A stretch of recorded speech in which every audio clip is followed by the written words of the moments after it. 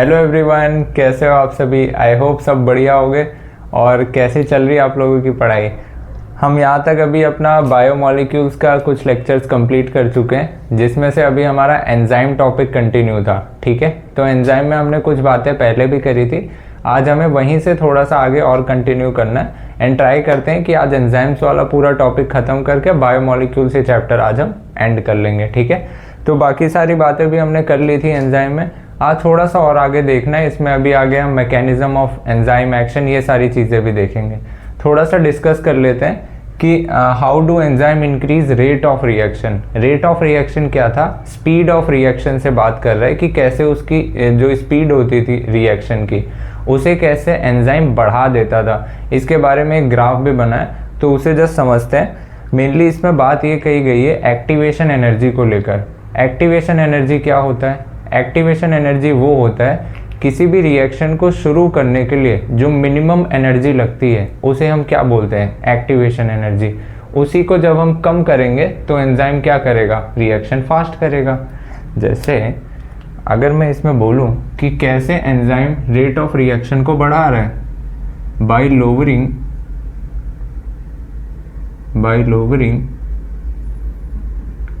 Activation energy.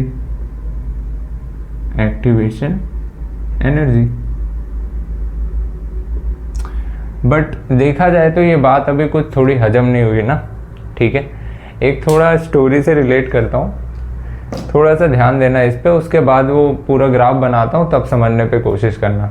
Activation energy होती क्या थी, अभी मैंने क्या बताया। एक्टिवेशन एनर्जी सिंपली यही चीज़ है कि मिनिमम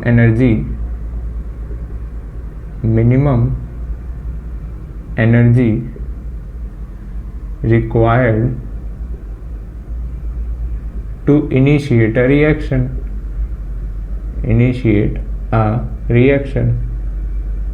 किसी भी रिएक्शन को शुरू करने के लिए जो मिनिमम एनर्जी दी जाती है उसी को आप क्या बोल रहे हो? एक्टिवेशन एनर्जी बोल रहे हो। अब ऐसे समझो, जब हम एग्ज़ाम देते थे, याद है एग्ज़ाम देते वक्त जब कभी हमारा फ्रेंड आगे बैठा हो या जिससे हमें पूछना होता था कि भाई मेरे को आ नहीं रहा है कुछ, लो उससे पूछ लेता हूँ, तो दोस्त भी एग्ज़ाम टाइम पे कितना धोखेबाज होते हैं। मतलब आप बुलाते रह जाओ, उनको सुनते ही नहीं है वो, भाई बता दे, सुनते ही नहीं है वो। ठीक है, मतलब हो क्या रहा है, आप कितनी एनर्जी कितना एफर्ट लगा रहे हो, लेकिन उनका सामने से कोई रिएक्शन ही नहीं आ रहा है। मतलब वो देख तक नहीं रहा एक भी बार।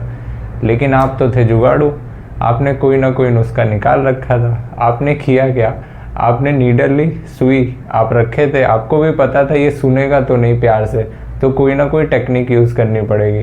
तो आपने सुई पीछे से उसको हल्की सी चुभोई, तुरंत पलट गया। मतलब आपने एफर्ट तक नहीं लगाया ना, आपने बुलाया, जस्ट ज़रा सा उस सुई से ऐसे उसको चुभोया, तुरंत उसने पलट के क्या उल्टा सीधा बोलने लगा, भाई क्या हो गया, पागल है क्या। फिर हुआ क्या, मतलब धीरे धीरे आपकी कॉन्वर्सेशन स्टार्ट तो हुई कम से कम। मतलब वो बैठा हुआ था शांति से, बाद में उसने क्या हुआ, रिएक्शन दिया, पलट के जवाब दिया, और हुआ क्या, अपनी एनर्जी कुछ निकाली। तो कुछ ऐसे ही रिलेट करना। तो ये डायग्राम एक बार बना के बताता हूँ, तो मे बी आपको यहाँ तक क्लियर हो। देखना एक्टिवेशन एनर्जी का कुछ कॉन्सेप्ट, ये रेट है, इधर रेट बढ़ेगा और ये इधर। यहाँ पे मैं क्या बात कर रहा हूँ, ये यहाँ पे कैसे कैसे ये रेट बढ़ रहा था, बट यहाँ पे पोटेंशियल एनर्जी एक ले लो जहाँ से एनर्जी जस्ट स्टार्ट हुई है, पोटेंशियल एनर्जी। ठीक है, पोटेंशियल एनर्जी, और इधर कितना रेट ऑफ रिएक्शन हुआ है, रेट ऑफ रिएक्शन मतलब कितना प्रोग्रेस हुआ है रेट ऑफ रिएक्शन में, ये भी तो देखना है। पोटेंशियल एनर्जी यहाँ पे मैं क्यों लिख रहा हूँ, क्योंकि यहाँ सबस्ट्रेट अभी बैठे हुए थे। सबस्ट्रेट क्या, जैसे जिन पे रिएक्शन करवानी है, ठीक है, तो सबस्ट्रेट यहाँ पे क्या है, अभी बैठे थे, इनका फिर बाद में रिएक्शन करानी थी, तो सबस्ट्रेट के पास कुछ ना कुछ एनर्जी थी। सबस्ट्रेट मतलब समझो आप और आपका फ्रेंड। ठीक है, रिएक्शन के पहले क्या था, आपके अंदर तो एनर्जी थी ना, बाद में आपने एफर्ट लगाया और बुला रहे थे, फिर रिस्पॉन्स आया कि नहीं आया वो बात हो रही थी। तो यहाँ पे अगर मैं बोलूँ, दोनों सबस्ट्रेट थे यहाँ पे, एक सबस्ट्रेट को आप क्या ले रहे हो, एक को H2O ले लो एक को CO2 ले लो। ये वही वाली रिएक्शन ले रहा हूँ H2O प्लस CO2, जिससे आपका क्या बनेगा H2CO3 ये वाला। ठीक है, तो ये दोनों क्या है, सबस्ट्रेट है और ये प्रोडक्ट है। तो यहाँ पे आपका क्या है, सबस्ट्रेट है, ये आपका क्या था, सबस्ट्रेट था इस एरिया में, और यहाँ कहीं जाके क्या बनेगा, प्रोडक्ट बनेगा। यहाँ कहीं जाके क्या बनेगा, प्रोडक्ट बनेगा। अब ये रिएक्शन होती है, यहाँ से इनिशिएट होती है, समझ लो शुरू हुई, और आप बुलाए जा रहे हो भाई सुन ले, बट उसको कुछ सुनाई ही नहीं दे रहा है, मतलब वो कोई रिस्पॉन्स ही नहीं कर रहा था। ठीक है, ये आपके क्या बने, प्रोडक्ट्स बने। ठीक है, प्रोडक्ट्स बने। तो ये जो आपकी निकल कर आई, इसको आप क्या बोलोगे, ये था आपका एक्टिवेशन एनर्जी विदाउट एंजाइम। मतलब एंजाइम के बिना, मैं एंजाइम किसकी बात कर रहा हूँ, वही जो आपने सुई उसको भोंकी थी चुभोई थी। तो जब आपने सुई नहीं चुभोई थी तो आप कितनी एनर्जी लगा रहे थे, उसको बुला रहे थे, वो सुन ही नहीं रहा था। मतलब एक्टिवेशन एनर्जी कितनी ज़्यादा थी, मतलब ये जो मिनिमम एनर्जी लगनी चाहिए आपने कितनी एनर्जी दे दी, लेकिन वो सुन ही नहीं रहा था कि रिएक्शन हो जाए, मतलब वो पलट के जवाब दे। फिर आपने दूसरा जुगाड़ क्या लगाया, आपने एंजाइम की मदद ली। जैसे ही आपने एंजाइम की मदद ली तो क्या ये एक्टिवेशन एनर्जी कम हो गई। तो ये आपकी एक्टिवेशन एनर्जी विद एंजाइम। और आपको भी ये साफ साफ नज़र आ रहा है कि एक्टिवेशन एनर्जी एंजाइम लगाने के बाद से कितनी फास्ट हुई, मतलब एक्टिवेशन एनर्जी कितनी घट गई। तो जब एक्टिवेशन एनर्जी आप घटा देते हो तभी रिएक्शन क्या होती है, तभी रिएक्शन फास्ट हो जाती है। तो यही तो कहा गया था। तो ये जो मिडल में आपका ये बना, ये मिडल वाला एरिया जो आपका बना, ये वाला एरिया, तो ये क्या है, कुछ देर के लिए स्टेट थी, इसको आप ट्रांजिशन स्टेट बोलते हो। ट्रांजिशन स्टेट मतलब ये मिडल वाली स्टेट ज़्यादा समय तक नहीं थी, थोड़ी देर के लिए थी, फिर तुरंत वो प्रोडक्ट में बदल गए। ठीक है, तो क्या मैं यहाँ पे ये कह सकता हूँ कि स्टार्ट होने से पहले रिएक्शन, मतलब जब आप उससे पूछ रहे थे दोस्त से, वो रिएक्शन नहीं दे रहा था, एनर्जी उसके अंदर थी, मतलब वो बैठा हुआ था, कुछ बोल नहीं रहा था। जैसे ही उसने पलटा, कितना ढेर सारा उल्टा सीधा बोला, सुनाया भी आपको, तो हुआ क्या, उसने कुछ एनर्जी रिलीज कर दी। तो रिएक्शन के पहले और रिएक्शन के बाद ये जो गैप आपको दिख रहा है, यहाँ पर क्या है, कुछ ना कुछ एनर्जी रिलीज हुई थी। तो यहाँ पे ये चीज़ बता दूं ऐसे ही कि आपका रिएक्टेंट और प्रोडक्ट के बीच ये जो गैप आपको नज़र आ रहा है, ये क्या है, यहाँ पे एनर्जी रिलीज हुई,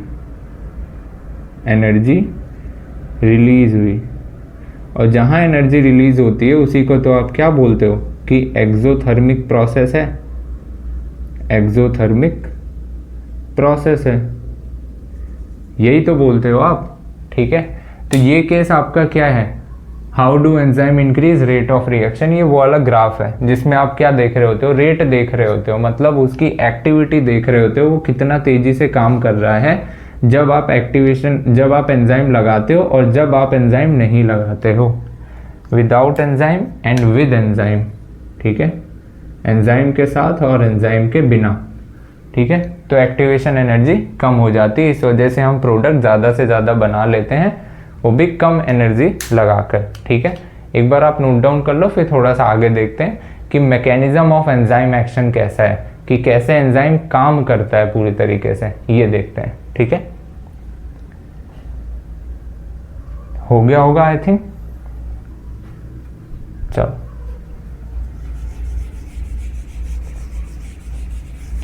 यहां तक तो इजी था, यहां तक तो कोई दिक्कत नहीं।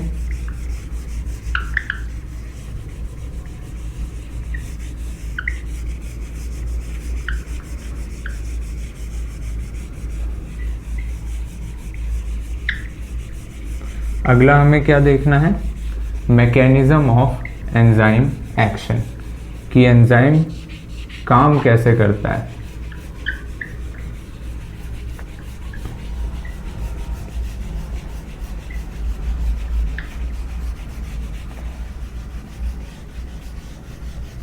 तो हेडिंग आप भी डाल लो मेरे साथ साथ।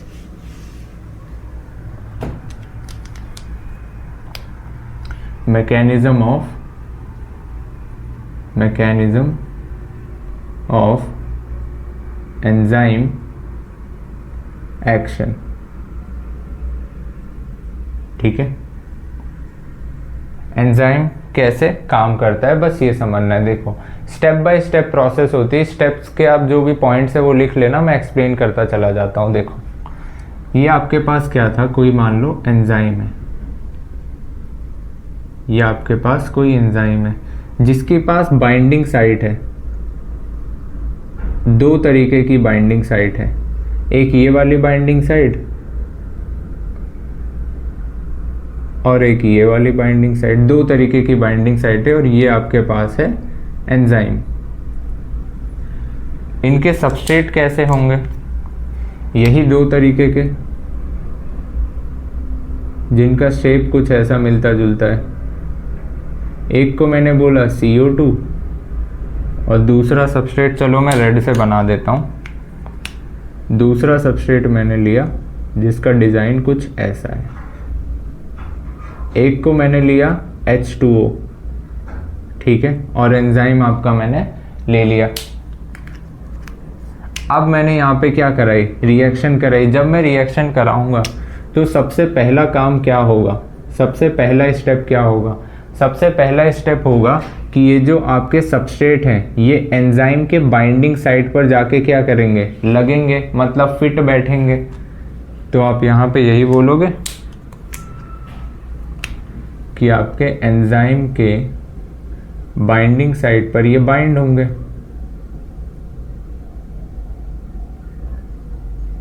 ऐसे समझो, बाइंडिंग साइट पर ये ऐसे बाइंड होंगे।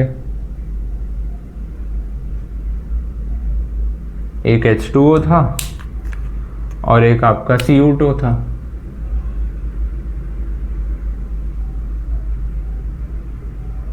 ये बाइंड हो गए कहाँ पर, एक्टिव साइट पर इनके। और ये बना क्या लेते हैं इसके बाद, यही फिट बैठने के बाद ये एंजाइम सबस्ट्रेट कॉम्प्लेक्स बना देते हैं। और ये स्टेप आपकी रिवर्सिबल होती है। मतलब रिवर्सिबल का मतलब अभी समझाऊंगा। ये अभी यहाँ पे फिट तो बैठे हैं, इसके बाद वाली रिएक्शन में क्या होगा, ये आपस में और ज़्यादा टाइटली बाउंड हो जाते हैं, मतलब और ज़्यादा पास पास आ जाते हैं, जिसके वजह से क्या होता है, इनमें बॉन्ड ब्रेकिंग एंड नई बॉन्ड फॉर्मेशन होने लगती है। तब ये रिवर्स नहीं आ सकते। लेकिन यहाँ पर अभी ये फिट हुए हैं, अभी इनमें बॉन्ड ब्रेकिंग और ये सब प्रोसेस नहीं हुआ है, जिसकी वजह से ये रिवर्स भी हो जाती है रिएक्शन। ठीक है, तो एंजाइम सबस्ट्रेट कॉम्प्लेक्स बना। इसके बाद वाली स्टेप क्या होगी, फिर आपका नेक्स्ट ये और टाइटली बाउंड होंगे और इनकी यही क्लोज एसोसिएशन के वजह से, मतलब इनके यही पास आने की वजह से होगा क्या, ये आपका एंजाइम था, अब इसमें ये और टाइटली बाउंड हुए।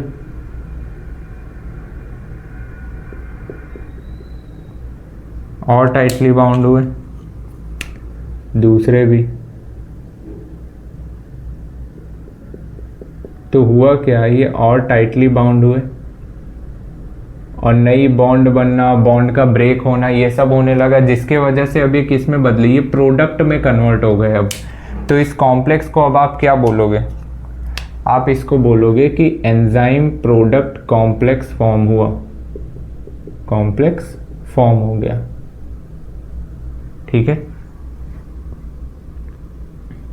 एंड बाद में दोबारा होगा क्या, एंजाइम प्रोडक्ट्स को रिलीज कर देगा और खुद फ्री हो जाएगा।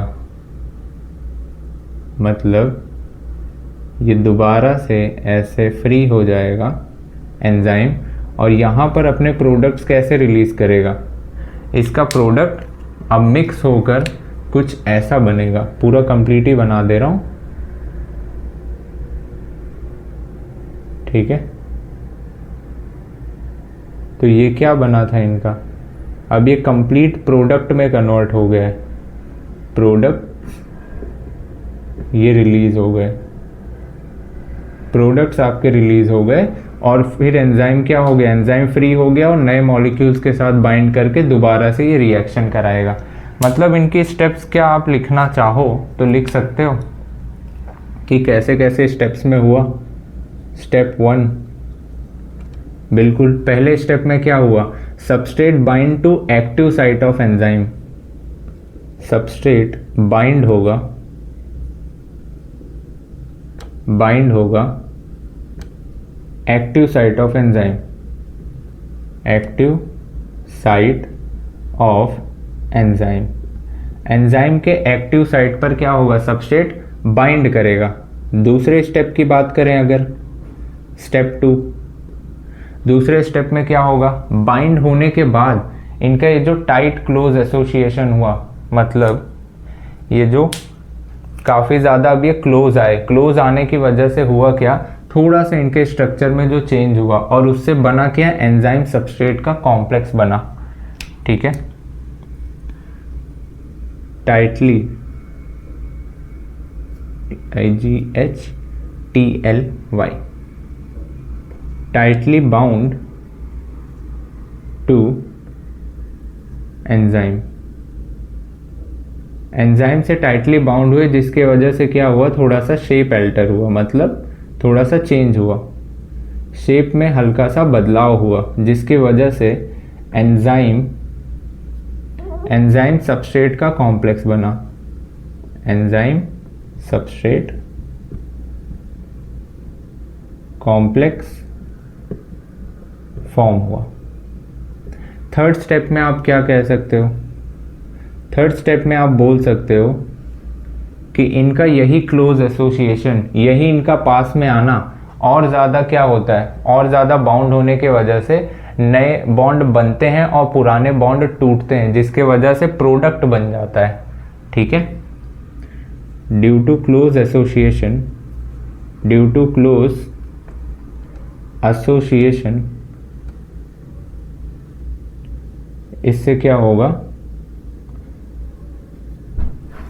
न्यू बॉन्ड फॉर्मेशन होगा, due to close association new bond formation and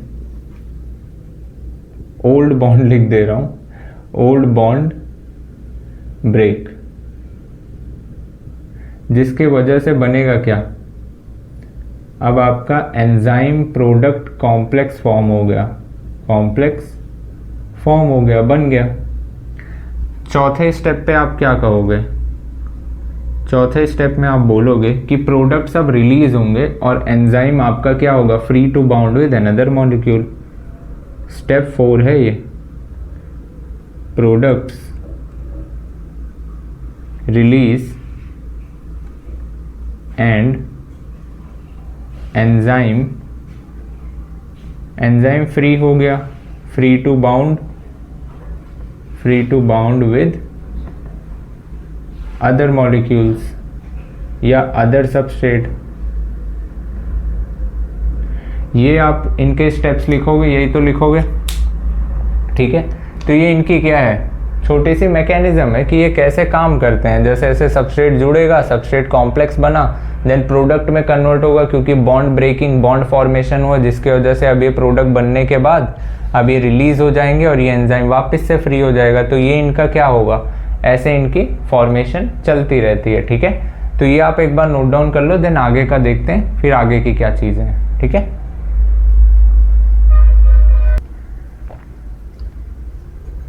चलो थोड़ा सा आगे बढ़ते हैं, आगे के टॉपिक्स देखते हैं क्या है।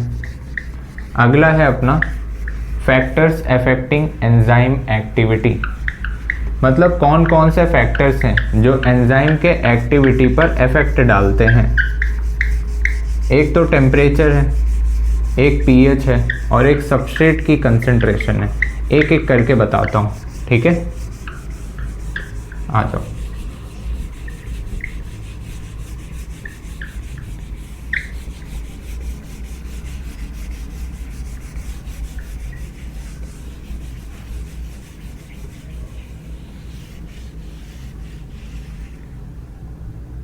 क्या है?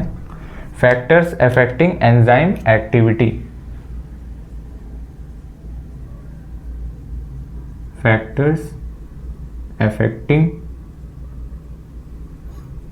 Enzyme activity. कौन कौन से फैक्टर हैं जो उन पर प्रभाव डालते हैं, जो उन पर इफेक्ट डालते हैं? सबसे पहला है टेम्परेचर,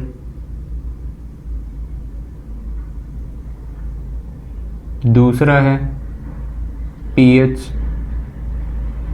तीसरा है सबस्ट्रेट की कंसंट्रेशन, सबस्ट्रेट की कंसंट्रेशन मतलब उसकी कितनी मात्रा है, ये सब पे। सबसे पहला लेते हैं टेम्परेचर का केस। टेम्परेचर का केस ले रहे हैं,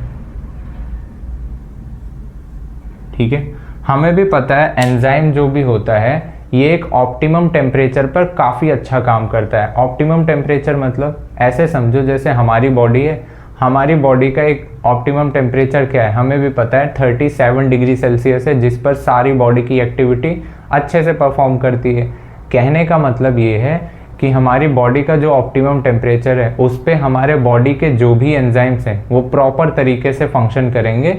अगर टेम्परेचर डाउन या बढ़ा तो वो एंजाइम एक्टिविटी नहीं करेंगे। मतलब यही हुआ कि जो भी आपके सबस्ट्रेट पर जो भी आपके एंजाइम होते हैं वो एक टेम्परेचर ऑप्टिमम पे क्या होता है, अच्छा एफिशिएंट वर्क दर्शाते हैं। तो ऐसे ही समझना, ह्यूमन बॉडी से रिलेट करके ही बता रहा हूँ। जैसे देखो टेम्परेचर की अगर मैं बात करूँ तो आपको भी पता है ह्यूमन बॉडी का ऑप्टिमम टेम्परेचर 37 डिग्री सेल्सियस होता है हमारा। 37 डिग्री ऑप्टिमम टेम्परेचर। तो इसी पे अगर मैं ग्राफ बना के आपको समझाना चाहूँ तो क्या ये समझना आसान होगा? देखो यहाँ पे मैं क्या लिख रहा हूँ कि कितनी स्पीड से रिएक्शन हो रही है, रेट। रेट मतलब दाम नहीं, कितना रिएक्शन तेज़ी से बढ़ रही है। और यहाँ आपका क्या है, यहाँ मैं लिख रहा हूँ टेम्परेचर, कि कैसे मैं यहाँ पे टेम्परेचर आपका बढ़ाता जा रहा हूँ, ठीक है। टेम्परेचर को लेके एक और बात कही गई है कि जैसे जैसे आप 10 डिग्री का बदलाव करते हो, बदलाव मतलब चेंज कहीं पर भी करते हो, चाहे वो 10 डिग्री आप घटा रहे हो चाहे आप 10 डिग्री बढ़ा रहे हो, एंजाइम की एक्टिविटी पे कुछ इस तरीके से फ़र्क पड़ता है कि अगर आप 10 डिग्री घटा रहे हो तो आपका जो रेट ऑफ रिएक्शन था, मतलब जो स्पीड थी रिएक्शन की, वो लगभग आधी घट जाती है। और अगर आप 10 डिग्री टेम्परेचर बढ़ाते हो तो वो आपका जो भी रेट ऑफ रिएक्शन था लगभग वो दोगुनी बढ़ जाती है, दुगुनी बढ़ जाती है, 2 टाइम्स बढ़ जाती है। तो ये ध्यान रखना।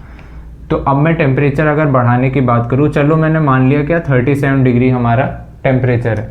मैं स्टार्टिंग चलो कैसे भी ले लेता हूँ यहाँ से। मान लो मैंने क्या लिया, 0 से लिया होगा और यहाँ पे चलो मैं आ गया 7 डिग्री पे आ गया, 7 डिग्री सेल्सियस। फिर यहाँ पे मान लो मैं आ गया 17 पे, फिर मैं आ गया 27 पे, फिर मैं आ गया at the end 37 degree Celsius पे। फिर ऐसे बढ़ते बढ़ते आगे तक गया, ऐसे गया। और मैंने हर बार 10 डिग्री टेम्परेचर बढ़ाया है, 10 डिग्री, मतलब हर बार 10 डिग्री बढ़ाया है। तो ऐसे समझो कि मॉलिक्यूल्स अगर 10 बन रहे थे पहले तो अब बाद में 20 बनेंगे, और 10 डिग्री बढ़ाया तो अब मॉलिक्यूल्स और दुगने हो जाएंगे, 40, और बढ़ाया तो 80 हो जाएंगे, और बढ़ाया तो 100 हो जाएंगे, मतलब ऐसे बढ़ते चले जाएंगे। तो क्या अगर मैं इनका ग्राफ बनाने की कोशिश करूं तो क्या आप ये पॉइंट्स मिलाना जानते हो? बिल्कुल ईजी है। 20 आपके कब होंगे, जब आपने 17 डिग्री किया होगा। 27 डिग्री आपने किया होगा तो क्या हुआ होगा, लगभग वो डबल और होते गए, कुछ यहाँ पे पहुँचे। फिर आपने 37 डिग्री तक खींचा तो ये यहाँ कहीं आकर टपक गए होंगे। अच्छा, ये स्टार्टिंग में ये सब बढ़ती तो जा रही है, हमें भी पता है ऑप्टिमम टेम्परेचर के बाद जैसे ही मैं बढ़ाऊंगा एंजाइम की एक्टिविटी घटने लग जाएगी, क्योंकि अगर मैं ह्यूमन बॉडी का केस अगर ले रहा हूँ तो स्टार्टिंग में तो ये बढ़ते चले गए थे, बट एक टाइम के बाद क्या ये बढ़ना शुरू होंगे या बंद हो जाएंगे? एक टाइम के बाद ये क्या होंगे, धीरे धीरे बढ़ना बंद हो जाएंगे, क्योंकि हमें भी ये चीज़ मालूम है कि ये आपका क्या था, ऑप्टिमम टेम्परेचर था, ये आपका क्या है, लो टेम्परेचर था, ये आपका हाई टेम्परेचर था, और यहाँ पर आपका क्या था, ऑप्टिमम टेम्परेचर, यही तो था, ये आपका ऑप्टिमम था, ऑप्टिमम टेम्परेचर था। और हमें ये चीज़ मालूम है, ये चीज़ हमें पता है कि ऑप्टिमम टेम्परेचर पर मैक्सिमम एफिशिएंसी आती है। मैक्सिमम एफिशिएंसी आती है कहाँ पर, ऑप्टिमम टेम्परेचर, किसी एक फिक्स ऐसे टेम्परेचर पर जहाँ पर एंजाइम उस चीज़ के लिए बने हुए हैं। लो टेम्परेचर पे क्या होगा, ज़्यादा लो टेम्परेचर पे क्या होगा, एंजाइम इनएक्टिव हो जाएंगे, मतलब काम करना बंद कर देंगे। यहाँ पर एंजाइम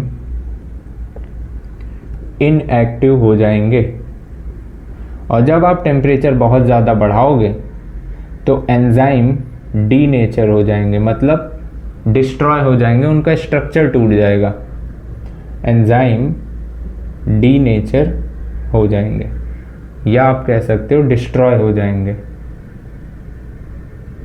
उनका 3 डिग्री स्ट्रक्चर टूट जाएगा। ठीक है, बताया था एंजाइम ऑलमोस्ट ग्लोबुलर प्रोटीन के बने होते हैं, और वो 3 डिग्री स्ट्रक्चर को रिजेंबल कर रहे होते हैं, जहाँ पर उनके ढेर सारे ऐसे पिट्स बने होते हैं, ये वही स्ट्रक्चर ऐसे समझो। तभी तो हम दूध जैसे बार बार गर्म करते हैं, ताकि होता क्या है, उनका जो बैक्टीरिया का एंजाइम का एक्शन है वो ख़त्म हो जाए, जिसकी वजह से दूध बचा का बचा रहे।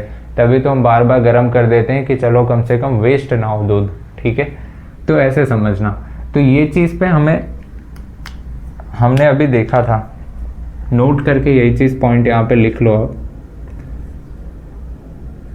कि every 10 degree change in temperature, इससे होगा क्या, हर 10 डिग्री टेम्परेचर चेंज करने पे रेट या तो डिक्रीज होके आधी हो जाएगी, या तो बढ़ के और इंक्रीजेस बाय डबल, या तो वो इंक्रीज होके डबल हो जाएगी। ठीक है, इन दोनों में से कोई ना कोई एक केस इसमें ऐसा होगा। ठीक है, टेम्परेचर का ये नोट डाउन कर लो, कर लिया। नेक्स्ट अपना क्या था, पीएच था। पीएच में भी यही केस है, जो एंजाइम होते हैं वो भी एक ऑप्टिमम पीएच पे ही अच्छा खासा काम करते हैं। ठीक है, डाइजेशन एब्जॉर्प्शन में भी, या फिर और भी छोटी क्लासेस में भी हमने पढ़ा होगा, याद है, सलाइवरी एमाइलेज जो हमारे सलाइवा में पाया जाता था, वो करता क्या था, कार्बोहाइड्रेट को डाइजेस्ट करता था। उसके लिए ऑप्टिमम पीएच क्या था, उसका ऑप्टिमम पीएच मतलब 6.8 पीएच पर वो एफिशिएंटली वर्क करता था। कुछ यही तो केस था। पहला हमने क्या कर लिया, टेम्परेचर डन, पीएच पर आ गए हैं। दूसरा हमने क्या लिया, पीएच लिया है, पीएच। और ये चीज़ हमें पता है, मान लो ह्यूमन बॉडी की अगर मैं बात करूं, ह्यूमन बॉडी में जो सलाइवरी एमाइलेज एंजाइम था, सलाइवरी एमाइलेज एंजाइम था, उसका ऑप्टिमम पीएच क्या था, ऑप्टिमम पीएच क्या था, 6.8। इसी को अपना आधार मान के अभी थोड़ा सा एक्सप्लेन कर देता हूँ। ऑप्टिमम मतलब तो पता है ना, कि वो टेम्परेचर, वो पीएच जिस पर एंजाइम काफ़ी अच्छी तरीके से अपना काम कर पाता है। ठीक है, उसी को हम क्या कह रहे हैं, ऑप्टिमम टेम्परेचर या ऑप्टिमम पीएच। तो यहाँ पर भी वही केस समझो, यहाँ पर भी हम वही केस बना रहे हैं। मतलब यहाँ पे मैं देख रहा हूँ उसकी कंसंट्रेशन, उसका रेट कैसे बढ़ता चला जा रहा है, कैसे बढ़ता चला जा रहा है। और यहाँ पे मैं क्या लिख रहा हूँ, यहाँ पर उसकी पीएच लिख रहा हूँ। मान लो 6.8 लेना था, वैसे ही समझ लो मैं 4.8 से स्टार्ट कर रहा हूँ। 4.8, 5.8, 6.8, 7.8, ऐसे फिर बढ़ते चले जाएंगे। तो यहाँ पर भी क्या ये चीज़ मुझे समझ आती है कि ये आपका क्या था, ये pH वाला था और ये रेट हम देख रहे थे, मतलब उसकी स्पीड कितनी थी, कितने उसके मॉलिक्यूल्स बनते चले जा रहे थे, और ये pH का रेंज था आपका। और ये pH क्या था, ऑप्टिमम pH था, ये वाला ऑप्टिमम pH था, और ये लो pH था, और यहाँ पे कहीं इनका हाई pH होगा, यही तो था। तो जब हम ग्राफ बनाने की कोशिश करते हैं तो यहाँ पर भी वही कहानी निकल कर आती है, पता है, सेम कहानी यहाँ पर निकल कर आएगी ऐसे ही। ऑप्टिमम pH पर, और जब वो pH के बाहर आप जाने लग जाओगे तो होगा क्या, इनकी एक्टिविटी धीरे धीरे घटना शुरू हो जाएगी। ठीक है, तो इनका भी ग्राफ तो कुछ इसी तरह बन रहा है। तो हमें भी पता है ये ऑप्टिमम pH पे मैक्सिमम एफिशिएंसी होगी, और यहाँ पर भी हम नोट डाउन करके ये पॉइंट लिख सकते हैं कि चाहे लो pH हो या हाई pH हो, लो और high pH enzyme not work properly. इस केस में क्या होगा, एंजाइम अच्छे से काम करना बंद कर देगा, वो अच्छे से काम ही नहीं कर पाएगा। ठीक है, ये चीज़ क्लियर है। pH का आप देख लो, हो गया। सबस्ट्रेट कंसंट्रेशन देखें, तीसरा है अपना क्या, सबस्ट्रेट कंसंट्रेशन। तो इन दोनों का भी तो ग्राफ अपने पास सेम आया, सबस्ट्रेट कंसंट्रेशन का थोड़ा सा डिफरेंट आएगा। देखते हैं ज़रा क्या होता है, क्या चेंजेस आते हैं उसमें। देख, ये दो कहानी हो गई थी, तीसरे पर आ गए थे हम, जो कि क्या है, हमारा सबस्ट्रेट कंसंट्रेशन की बात कर रहे हैं। ठीक है, सबस्ट्रेट ये सब पता है आपको, अलग अलग हो सकते हैं, सुक्रोज हो गया, माल्टोज हो गया, ये सब क्या है, अलग अलग सबस्ट्रेट हैं। इन सब के एंजाइम अलग अलग हो सकते हैं, ये भी बताया था। इन्हीं के बेस पे हमें क्या देखना है, सबस्ट्रेट की कंसंट्रेशन के बेस पे एंजाइम की एक्टिविटी पर क्या प्रभाव पड़ता है। आप जैसे एक छोटा सा एग्जांपल ऐसे ही ले लो, जैसे होता है कि होता था कि जब हम छोटे थे, ठीक है, तो कहीं हम फैमिली के साथ घूमने जाते थे, मान लो कहीं गाड़ी बुक हुई है, अब जाना है सबको कि हाँ घूमने जाएंगे, बहुत मज़ा आएगी, या फिर घर की गाड़ी समझ लो कि 4 व्हीलर है, उसमें क्या है 4 या 5 सीट, ऐसे समझ लो कि 5 लोग के बैठने की जगह है, जिसमें से आप 2 भाई हो, ठीक है, और बाकी फैमिली भी है, और सबको पता है मॉर्निंग में निकलना है और जल्दी से जाना है। तो कार को आप क्या समझो, कार को एंजाइम समझो। कार की जो सीट है वो एक्टिव साइट्स है, किसके लिए, जो बैठेगा वहाँ पे, मतलब जो सबस्ट्रेट जाके बैठेगा वहाँ पे, उसके लिए एक्टिव साइट है। ठीक है, तो आपको क्या पता चला कि सुबह हमें जाना है, तो सबसे पहले आपके भाई आप लोग जल्दी रेडी हो जाते हो। क्यों? क्योंकि आपका लगाव बहुत ज़्यादा है, किसके प्रति, घूमने के प्रति, कि हाँ यार बहुत मज़ा आएगी, हम घूमेंगे। बाकी भी हैं लगाव, लेकिन इतना ज़्यादा लगाव नहीं है जितना आपका लगाव है। मतलब जब कंपेयर करें अगर कि सबसे ज़्यादा कौन खुश है जाने के लिए, कि एकदम पागल हुआ पड़ा है, तो हम छोटे थे एकदम खुशी से पागल हो जाते थे, टाइम से 1 घंटे पहले भी रेडी हो जाते थे कि भाई जल्दी पहुँचे, अपनी अपनी जगह पे बैठ जाए, मज़ा आएगी। तो है क्या ये चीज़, मतलब एफिनिटी कितनी ज़्यादा है किसी भी सबस्ट्रेट की एंजाइम के प्रति।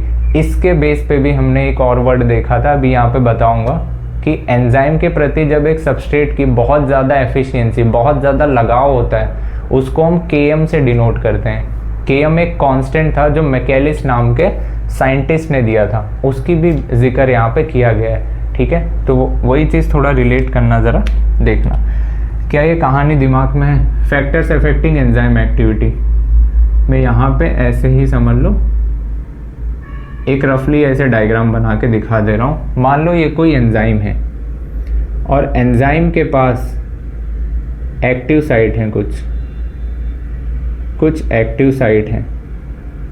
समझ लो वो कार थी, उसकी कार की कुछ सीट है, कुछ एक्टिव साइट है, मान लो 4 एक्टिव साइट है। ठीक है, इन 4 एक्टिव साइट को ऑक्यूपाई करने के लिए, बैठने के लिए आपके 4 ऐसे सबस्ट्रेट हैं, 2 सबस्ट्रेट हो गए मान लो, 3 सबस्ट्रेट हो गए, 4 सबस्ट्रेट हो गए, ये सब अपनी अपनी जगह पर तो बैठेंगे ही। ऐसे सब लोग अपनी अपनी जगह ऑक्यूपाई करेंगे। अगर मान लो 4 से और ज़्यादा आप बढ़ाते चले जा रहे हो तो गाड़ी में जगह ही नहीं है, बैठाओगे क्या? मतलब क्या मैं ये बोल सकता हूँ कि आप कितना भी एक्स्ट्रा बाद में ले आओ, जब तक ये ऑक्यूपाई हो जाएंगे मतलब गाड़ी में जगह ख़त्म हो गई, मतलब ये स्पेस ऑक्यूपाई हो गए, तो इसके बाद वो नहीं बैठाएगा। मतलब एंजाइम की मैक्सिमम एफिशिएंसी, मैक्सिमम रेट किस पे आएगा? इन 4 सबस्ट्रेट के बेस पर ही आएगा। तो अगर मैं इन्हीं के बेस पे थोड़ा सा डायग्राम के थ्रू आपको समझाना चाहूँ तो क्या आप थोड़ी सी हेल्प करोगे मेरी? यहाँ पे मैं क्या लिख रहा हूँ, इनकी रेट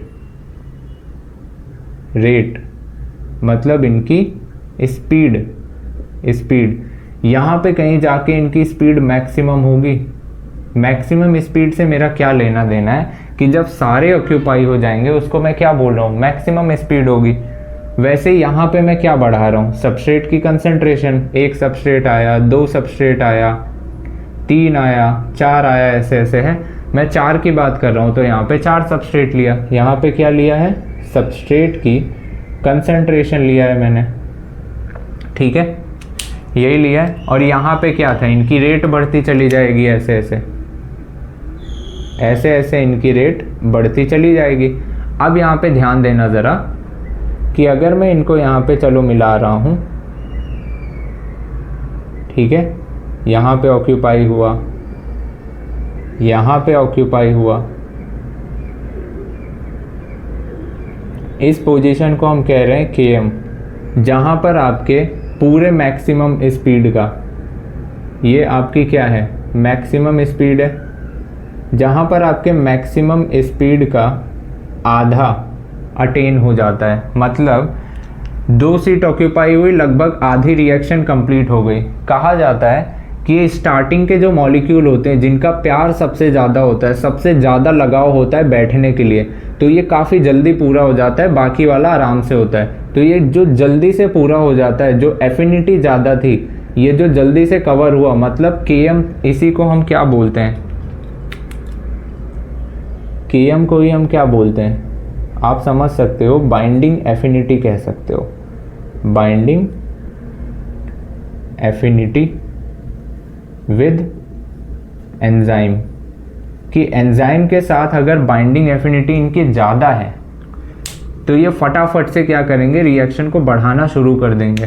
तो इनके केस में मैं यही चीज़ तो कहूँगा, मतलब अगर मान लो इनकी बाइंडिंग एफिनिटी यहाँ पर लाने का मतलब क्या है, ये काफ़ी ज़्यादा क्लोज है, मतलब ये काफ़ी ज़्यादा प्यार करते हैं। अगर ये Km को मैं यहाँ कहीं दूर शिफ्ट कर दूँ, इसका मतलब क्या है, इनकी जो बाइंडिंग एफिनिटी, इनका जो लगाव था वो काफ़ी कम था, ठीक है, तभी तो Km दूर है, ऐसे समझो।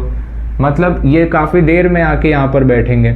अगर ये फटाफट आके बैठ गए, मतलब आधी रिएक्शन तो हो गई, फटाफट आके बैठ गए, मतलब Km कम है।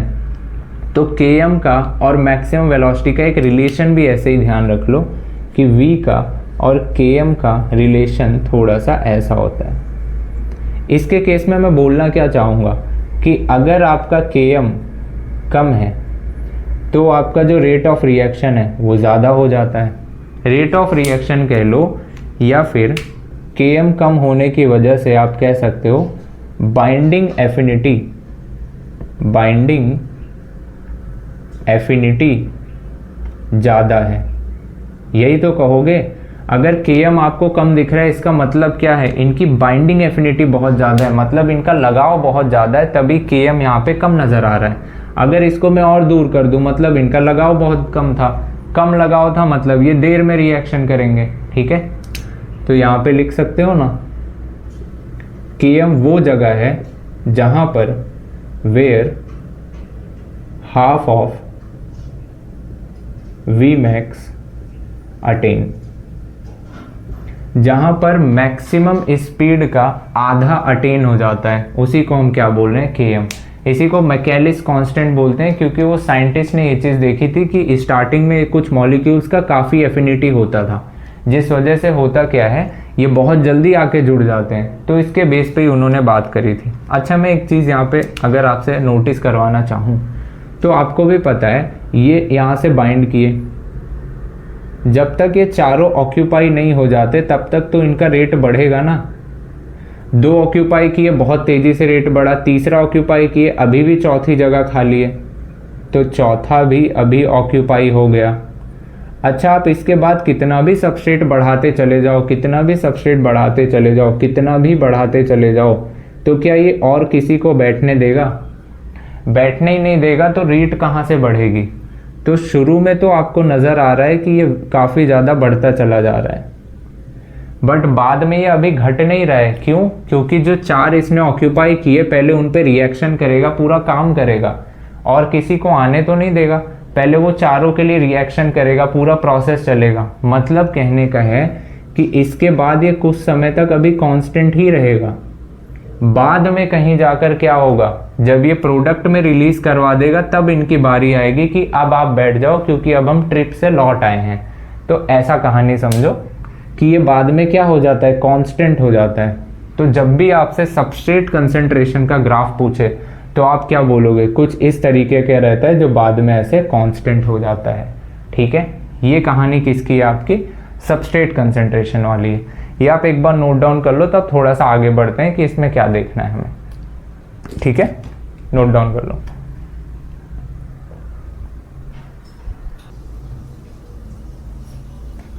चले आगे, आ जाओ। अगला हमें देखना है इनहिबिशन वाला एक टॉपिक लिखा है, उसके बारे में थोड़ा डिस्कस कर लेते हैं कि एंजाइम के एक्शन को, एंजाइम के काम को, उसके काम में रुकावट कौन डालता है। 2 तरीके से इनहिबिशन ऑफ एंजाइम एक्शन 2 तरीके से होता है, आप ऐसे समझो। एक है डीनेचुरेशन वाला और एक है कॉम्पिटिटिव इनहिबिशन। एक एक करके बात करते हैं, देखना क्या है। Inhibition of enzyme action. ठीक है, इनहिबिशन मतलब रुकावट डालना, एंजाइम के काम में बाधा डालना। कौन रुकावट डालेगा? पहला एक हम पढ़ रहे हैं अभी, डीनेचुरेशन। इसमें क्या करते हैं? दूसरा एक होता है कॉम्पिटिटिव इनहिबिशन। कॉम्पिटिटिव इनहिबिशन दूसरा है आपका कॉम्पिटिटिव इनहिबिशन। डीनेचुरेशन क्या है? ये वही चीज़ होता है जैसे एंजाइम है। एंजाइम क्या है? आपका प्रोटीन का स्ट्रक्चर ही तो है। ठीक है, जब आप किसी चीज़ को गर्म करते हो, हीट करते हो, टेम्परेचर ज़्यादा देते हो, तो होता क्या है, उस एंजाइम का, उस प्रोटीन स्ट्रक्चर का क्या होता है, टूट जाता है, जिसको आप क्या बोलते हो, खराब हो गया, डीनेचुरेट हो गया। तो प्रोटीन के केस में हम बोलेंगे क्या, डीनेचुरेशन में होगा क्या, बाय हीटिंग, हम हीट करेंगे और होगा क्या, जो टर्शरी स्ट्रक्चर था प्रोटीन का, tertiary structure of protein destroy हो जाएगा, उसका टर्शरी स्ट्रक्चर खराब हो जाएगा। कुछ ऐसे समझ लो कि ये ऐसे ग्लोबुलर फॉर्म में था प्रोटीन, जब आपने इसको कुछ ऐसे हीट किया, समझ लो जब आपने इसको हीट किया तो ये कुछ ऐसे फॉर्म में टूट गया, छोटे छोटे, तो इसका स्ट्रक्चर क्या हुआ, खराब हो गया। यही मैं क्या कह रहा हूँ, इसी को डीनेचुरेशन ऑफ प्रोटीन कहते हैं। ये तो सिंपल एक प्रोसेस था। दूसरा इंपॉर्टेंट सा है कॉम्पिटिटिव इनहिबिशन का प्रोसेस। इसमें कैसे रुकावट आती है, इसमें होता क्या है कि जो सबस्ट्रेट होता है अपने बाइंडिंग साइट से आके जुड़ता है, किसके, एंजाइम पर जो बाइंडिंग साइट है। अब सबस्ट्रेट का जैसा शेप होता है, जैसा स्ट्रक्चर होता है, इनहिबिटर का जो उस पर रुकावट डालने आ रहा है कोई दुश्मन, समझ लो वो उसका भी शेप किसकी तरह है, बिल्कुल सेम टू सेम सबस्ट्रेट की तरह है। तो जब वो जगह ऑक्यूपाई करने आएगा तो एंजाइम को थोड़ी पता है कि कौन आ रहा है, उस तो शेप के अकॉर्डिंग फिक्स है, तो उस शेप का कोई और आके बैठ जाता है, जिसकी वजह से होता क्या है, जो आपका मेन सबस्ट्रेट था वो आके बैठ नहीं पाता है और प्रोडक्ट में कन्वर्जन नहीं हो पाता है। तो यहाँ पे आप क्या लिखोगे इस केस में कि इनहिबिटर का जो स्ट्रक्चर होता है similar to that of substrate, जिसके वजह से कंपटीशन कॉज होता है। ये समझ लो आपका क्या है, एंजाइम है, इस एंजाइम पर ऐसे बाइंडिंग साइट है, ऐसे बाइंडिंग साइट है, ये आपका क्या है, एंजाइम बना दिया मैंने। और इसकी बाइंडिंग साइट पर दो तरीके के लोग आके जुड़ सकते हैं। एक को आप क्या बोलते हो, एक को आप सबस्ट्रेट बोलते हो और एक को आप बोलते हो इनहिबिटर। और दोनों का क्या है, स्ट्रक्चर सेम है। जब भी ऐसा कुछ होता है कि इनहिबिटर की संख्या ज़्यादा हुई तो हुआ क्या, सबस्ट्रेट कम हो गए और इनहिबिटर डोमिनेंट हो गए, ज़्यादा हो गए, और शेप इनकी सेम टू सेम होने की वजह से होगा क्या, इनकी कंसंट्रेशन जैसे ही बढ़ी, ज़्यादा हुई, तो ये जगह ऑक्यूपाई कर लेते हैं, इनकी स्पेस को यहाँ पे भर देते हैं। तो हुआ क्या, इनके लिए तो एक कंपटीशन क्रिएट हो गया। जब भी इनहिबिटर की संख्या बढ़ जाती है तो यही तो हुआ। तो इनकी दोनों जगह पर कौन आके बैठ गया, इनहिबिटर आके बैठ गया। ऐसा किस केस में देखने को मिलता है, और अगर इनहिबिटर आके बैठ गया, अगर आपका एंजाइम किसी इनहिबिटर के साथ कॉम्प्लेक्स बना दिया, इनहिबिटर कॉम्प्लेक्स, तो क्या ये प्रोडक्ट में कन्वर्ट होगा, ये आपका जो प्रोडक्ट बनाना होगा ये प्रोडक्ट में कन्वर्ट नहीं होगा, क्योंकि वो सबस्ट्रेट के लिए प्रोडक्ट बना रहा था। इनहिबिटर तो कुछ और भी हो सकता है। ऐसा आपके बुक में कौन सा एग्जाम्पल लिखा है, ऐसा आपके में लिखा है सक्सिनेट डिहाइड्रोजिनेस एंजाइम के लिए। तो एंजाइम कौन सा था, वो एंजाइम कौन सा था, एंजाइम था, सबस्ट्रेट भी था। सबस्ट्रेट कौन सा था, सबस्ट्रेट। एंड तीसरी बात, इनहिबिटर कौन था,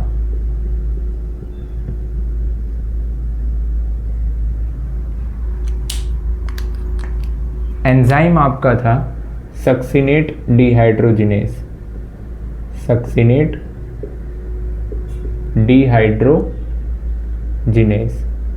ये सब आप एंजाइम के नाम पढ़ोगे जब हम आगे पढ़ेंगे ना प्लांट फिजियोलॉजी के चैप्टर्स में, वहाँ ये सब एंजाइम देखने को मिलेंगे।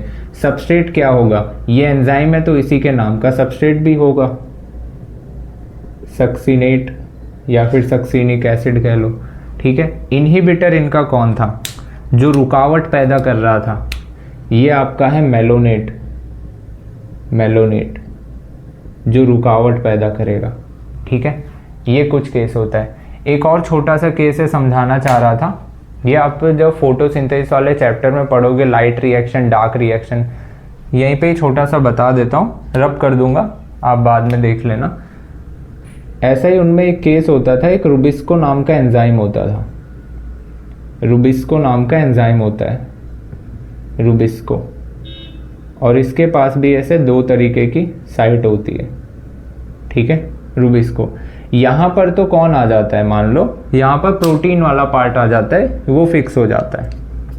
जैसे ये देखा था ना, रिबुलोज 1,5 बिसफॉस्फेट, और ये 5 कार्बन का होता था। फिर ये रिएक्शन होती थी एंजाइम के मदद से, 3 कार्बन का एक PGA कंपाउंड बनता था, जो कि 2 बनता था, मतलब टोटल कितने हो जाते थे, 6 कार्बन हो जाते थे। तो कहने का मतलब ये है 5 कार्बन से 6 कार्बन में आप जा रहे थे, तो कोई ना कोई एक और एक्स्ट्रा कार्बन जोड़ रहे थे, ठीक है। यहाँ पर क्या, यहाँ पर तो आप प्रोटीन को जोड़ रहे थे, कौन सा प्रोटीन, रिबुलोज प्रोटीन को आप जोड़ रहे थे, R फॉर रिबुलोज प्रोटीन। लड़ाई किसके लिए हो रही थी, लड़ाई हो रही थी आपके ऑक्सीजन के लिए, और इसी की तरह दिखने वाला CO2। तो बात यहाँ पे ये होती है कि जब आपका ये डार्क रिएक्शन हो रहा होता है तो हमें पता है CO2 के वजह से फूड वगैरह बन रहा था, ये प्रोसेस बिल्कुल अच्छी चल रही थी। मतलब हुआ क्या, 5 कार्बन थे, 6वां कार्बन CO2 का मिला के मैंने ये कंपाउंड बना दिया, 6 कार्बन बन रहे थे, धड़ाधड़ रिएक्शन चल रही थी। लाइट रिएक्शन के केस में हमें पता है ऑक्सीजन की कंसंट्रेशन अगर बढ़ती है, जब ऑक्सीजन की कंसंट्रेशन बढ़ जाती थी तो होगा क्या, ऑक्सीजन की कंसंट्रेशन बढ़ने की वजह से इनका शेप सेम होने की वजह से होता क्या था उस टाइम पे, ये जब शेप सेम हो जाती थी, ऑक्सीजन की कंसंट्रेशन बढ़ जाती थी, तो ये स्पेस किसकी ले लेते थे, CO2 की जगह यहाँ पर आके बैठ कौन जाता था, O2 बैठ जाता था। और अगर O2 बैठ गया तो ये जो 5 कार्बन का कंपाउंड था अब ये 6 कार्बन में तो बनेगा नहीं। मतलब इसके बाद जो प्रोडक्ट बन के आता था, एक 3 कार्बन का बनता था और एक 2 कार्बन का बनता था। ये फोटो रेस्पिरेशन में आप पढ़ोगे तो ये इस पे नीट पे सवाल भी आया हुआ था एक बार कि जब आपका ये इनहिबिटर की तरह एक्ट करता है, ये ऑक्सीजन आके बैठ जाता है तो क्या होता था। तो एक 3 कार्बन का और 2 कार्बन का कंपाउंड बनता था बजाय किसके, 6 कार्बन के। तो ये एक केस था, चाहो तो नोट कर लो, नहीं तो चलेगा, ये वहाँ पर भी हम वहाँ पर देखने वाले हैं फोटोसिंथेसिस में। बट एंजाइम वाला जो रोल था वो मैंने यहाँ पे बता दिया, ठीक है। तो कुछ इस तरीके से है। चलो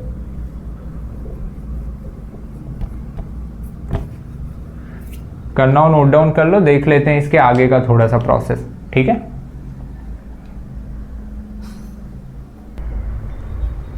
चलिए चलते हैं अपने नेक्स्ट टॉपिक पे। एक लास्ट छोटा सा और टॉपिक बचा है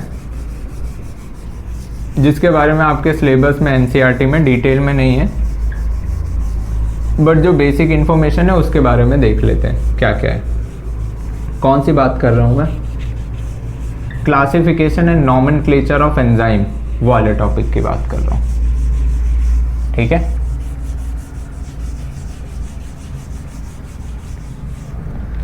देख लेते हैं classification and nomenclature of enzyme.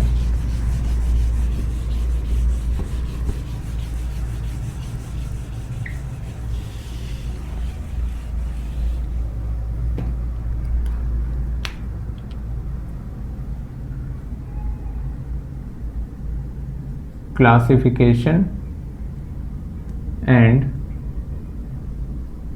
Nomenclature of enzyme।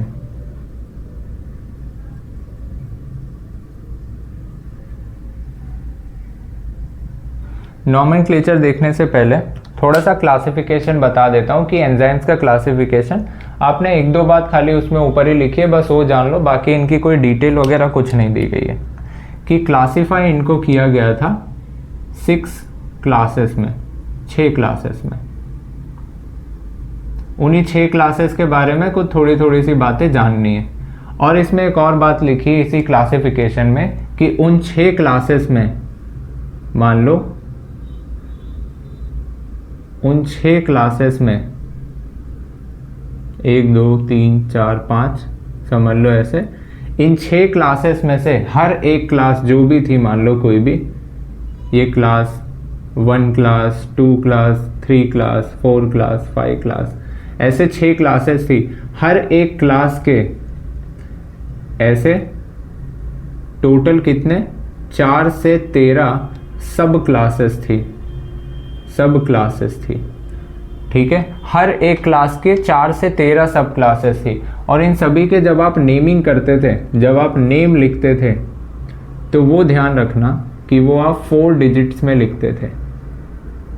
बस क्लासिफिकेशन में बस यही 1-2 बातें याद रखनी है, बाकी कोई दिक्कत नहीं है, ठीक है। नॉमेनक्लेचर पे यहाँ से हम थोड़ा सा आगे बढ़ते हैं कि नॉमेनक्लेचर में हमें क्या क्या देखना है। देखो नॉमेनक्लेचर के केस में अगर हम देखते हैं, यहीं पे हम स्टार्ट कर रहे हैं, नॉमेनक्लेचर का एक एक चीज देखते हैं।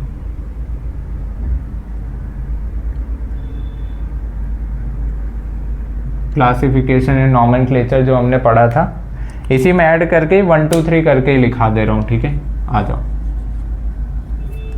सबसे पहला हम देखते हैं ऑक्सीडो रिडक्टेजेस या हाइड्रोलिसिस भी इन्हें बोलते हैं। ऑक्सीडो रिडक्टेज ये कौन से एंजाइम होते हैं, किस तरीके के होते हैं? सिंपली इनका नाम ही क्या बता रहा है, जिसमें ऑक्सीडेशन रिडक्शन होता है। ठीक है, जो सबस्ट्रेट का oxidation and reduction between substrates. एक बार एनसीईआरटी ये वाली रीड भी कर लेना इधर का पॉइंट, ठीक है, कि ऑक्सीडेशन रिडक्शन होता है सबस्ट्रेट्स के बीच में। कैसे? कोई भी एक एग्जांपल ले लो, रैंडमली उठा रहा हूँ। मान लो कोई एक सबस्ट्रेट ए है, कोई सबस्ट्रेट बी है, और ये बदलता है, मान लो ए डैश बी डैश, ऐसे किसी में बदल जाता है। ठीक है, अब ऑक्सीडेशन के नंबर के हिसाब से ही तो हम देख लेते थे। मान लो इनका ऑक्सीडेशन नंबर 0 था, ये बढ़ के कुछ +4 हो गया। ठीक है, और इनका मान लो ऑक्सीडेशन नंबर क्या था, ऐसे समझ लो +2 था, और ये घट के समझ लो -1 ऑक्सीडेशन नंबर हो गया। तो यहाँ पे मेरे को क्या देखने को मिला कि ऑक्सीडेशन नंबर यहाँ पर बढ़ रहा था, तो इसको मैंने क्या बोला, ऑक्सीडेशन हो रहा है। यहाँ पर मैंने देखा ऑक्सीडेशन नंबर तो भैया घट रहा है, तो इसको मैंने रिडक्शन बोल दिया।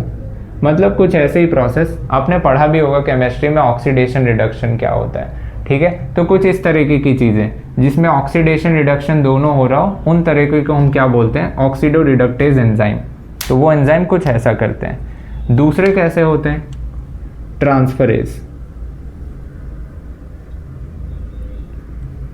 ट्रांसफरेजेस। एंजाइम के नाम में ही बड़ी अच्छी खास बात है, इनके नाम से ही चीज़ें समझ आ जाती थी। ट्रांसफरेज कहने का मतलब ये है कि ये ग्रुप्स का ट्रांसफ़र करते थे, मतलब एक ग्रुप को इधर से उधर ले जाने का काम, तो ये ग्रुप ट्रांसफ़र करते थे। ट्रांसफ़र ऑफ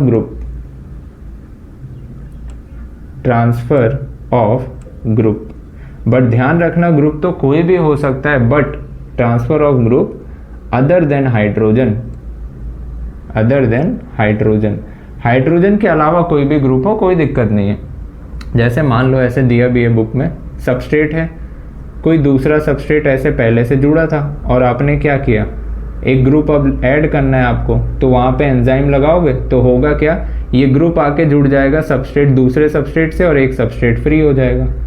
एक सबस्ट्रेट से आपका ग्रुप ऐसे जुड़ जाएगा और एक सबस्ट्रेट आपका फ्री हो जाएगा। तो ये हुआ क्या, ट्रांसफ़र ऑफ ग्रुप हो गया ना यहाँ पे। तो कुछ इस तरीके से किस में होता है, ट्रांसफरेजेस में होता है। ये नोट डाउन कर लो, आगे का देख लेते हैं।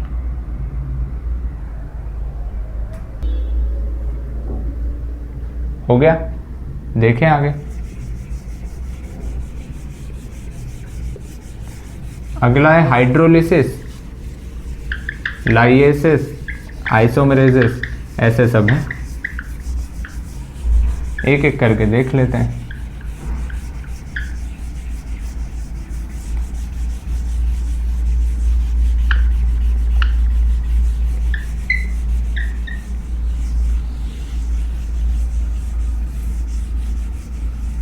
देखो, तीसरा क्या है, hydrolysis.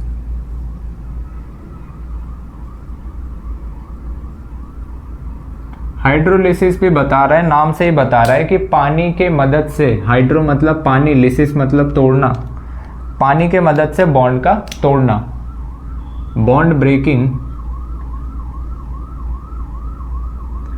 Breaking with help of water. पानी के मदद से बॉन्ड को तोड़ देना। ठीक है, कुछ ऐसे सिंपल सा एक ले लो, मान लो ऐसे फालतू के एग्जांपल ले रहा हूँ कोई भी। जैसे मान लो ये क्या था, सुक्रोज है, C12H22O11 ऐसे ही होता था, H22 मतलब H2O11 H22O11। ये क्या है आपका, सुक्रोज था, सुक्रोज। इस पे एंजाइम लगेगा और एंजाइम क्या करेगा, ये पानी की मदद से पानी ऐड कराएगा और पानी की मदद से इनके बॉन्ड को तोड़ेगा और दो ये अलग अलग बन जाएंगे, C6H12O6 C6H12O6। अच्छा, ये दोनों H2O को अगर मैं जोड़ूं तो क्या ये दोनों H2O अब 12 में हो जाएंगे 11 की बजाय? यही तो हुआ। इसका मतलब मैंने एक पानी बीच में कहीं ना कहीं ऐड किया था, यही तो हो रहा है। तो हाइड्रोलिसिस क्या है? जब आप पानी की मदद से बॉन्ड को तोड़ते हो, ठीक है, उसको आप क्या बोल रहे हो? हाइड्रोलिसिस बोलते हो। एक है आपका चौथा लाइएसिस। लाइएसिस क्या होता है? इसमें हम ग्रुप्स का रिमूवल करते हैं, ग्रुप्स को हटाते हैं और करते क्या है? बॉन्ड बना देते हैं। Removal of groups and forming double bond. कैसे होता है देख लेते हैं। बट इसमें हाइड्रोलिसिस वाला काम नहीं करेंगे हम। इसमें क्या करेंगे? Removal of groups, removal of groups, ठीक है, विदाउट हाइड्रोलिसिस, विदाउट हाइड्रोलिसिस। और इससे क्या फॉर्म होगा? फॉर्म डबल बॉन्ड,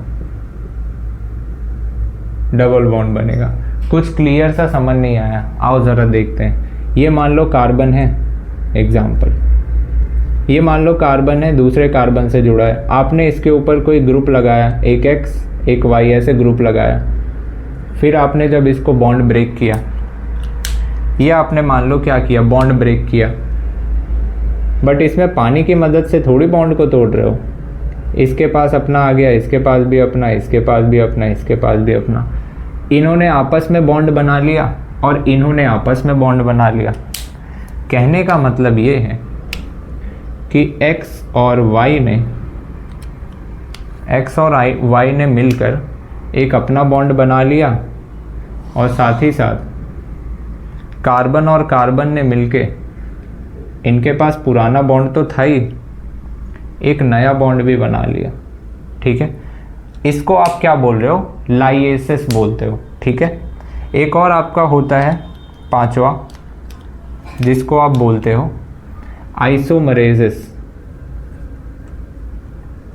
आइसोमरेसिस, आइसोमरेसिस इसका नाम ही बता रहा है, आइसोमर मतलब एक आइसोमर से दूसरे आइसोमर में बदल जाना। ये क्या है? आइसोमरेसिस। कौन कराएगा? एंजाइम आपके आइसोमरेसिस कराएंगे। ठीक है, तो यहाँ पे आप लिख सकते हो 1 isomer change to another isomer, another isomer. एक आइसोमर से दूसरे आइसोमर में बन जाना। या आप पढ़ोगे भी ग्लाइकोलिसिस, ये सब रिएक्शन पढ़ोगे, वहाँ सब देखने को मिलेगा। कोई भी एग्जांपल ले लो, ऐसे ही दिखा दे रहा हूँ। जैसे ग्लूकोज 6 फॉस्फेट, उससे बन जाता था फ्रक्टोज 6 फॉस्फेट। ऐसे ही लिख दे रहा हूँ, ठीक है। ऐसे बहुत सारे होते हैं फॉस्फेट। बस ये समझो कि एक आइसोमर से दूसरा आइसोमर में चेंज कर देना, यही क्या है आपका? आइसोमरेसिस है। एक लास्ट आपका लाइगेसिस होता है, चौथा नहीं है ये, छठवां है, 6th। एक आपका होता है लाइगेसिस। इसका भी नाम हमें सिंपल बता रहा है, लाइगेशन। लाइगेशन मतलब जॉइनिंग ऑफ टू, किसी भी दो चीज़ को जोड़ना। यहाँ पे आप समझ लो किसी भी दो सब्सटेंस को या किसी भी दो मॉलिक्यूल्स को ज्वाइन कर रहे हो। लाइगेसिस मतलब आप कह सकते हो जॉइनिंग या फिर लिंकिंग ऑफ टू मॉलिक्यूल्स या कोई भी चीज़, टू सब्सटेंसेस। चलो मैं लिख दे रहा हूँ।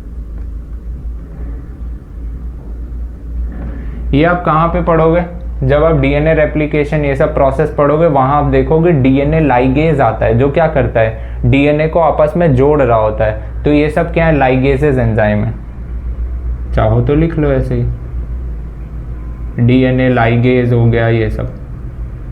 ठीक है, और इससे ज़्यादा कोई कहानी है भी नहीं अपने इसमें।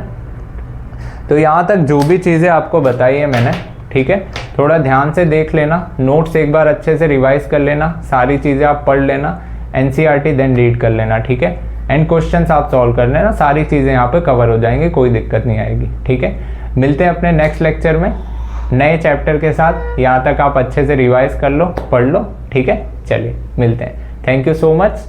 और कोई भी डाउट हो, कोई भी क्वेरी हो, आप कमेंट पूछ सकते हैं। ठीक है, चलिए।